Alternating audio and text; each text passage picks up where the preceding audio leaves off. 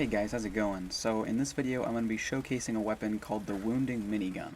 So firstly, the legendary perk on this weapon is obviously Wounding, and this essentially adds 25 extra damage per shot. However, this 25 damage actually comes in the form of DOT, or damage over time. So essentially, whenever you shoot an enemy with a wounding weapon, they get a bleed proc and they bleed for 25 points of damage over time.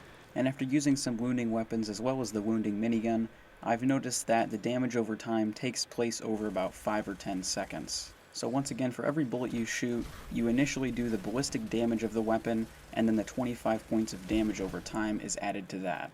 Now I found that this perk is generally better on weapons with a high rate of fire, such as an assault rifle or a really high rate of fire pipe rifle, and the wounding perk is especially good on the minigun because it has such a high rate of fire.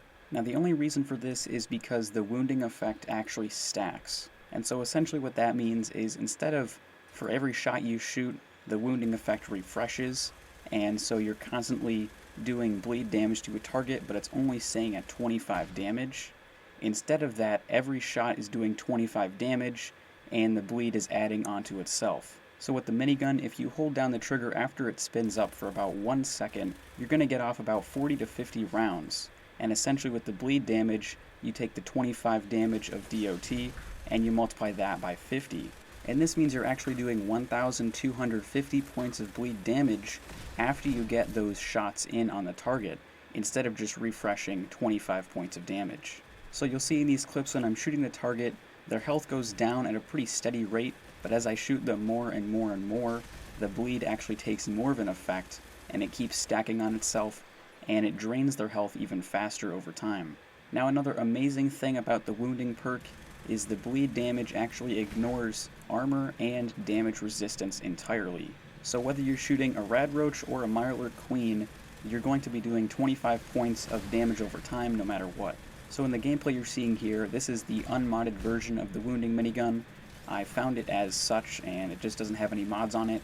Now what you can do to actually make it better is put on the high-speed barrel, and this actually increases the rate of fire from about 280 to 315.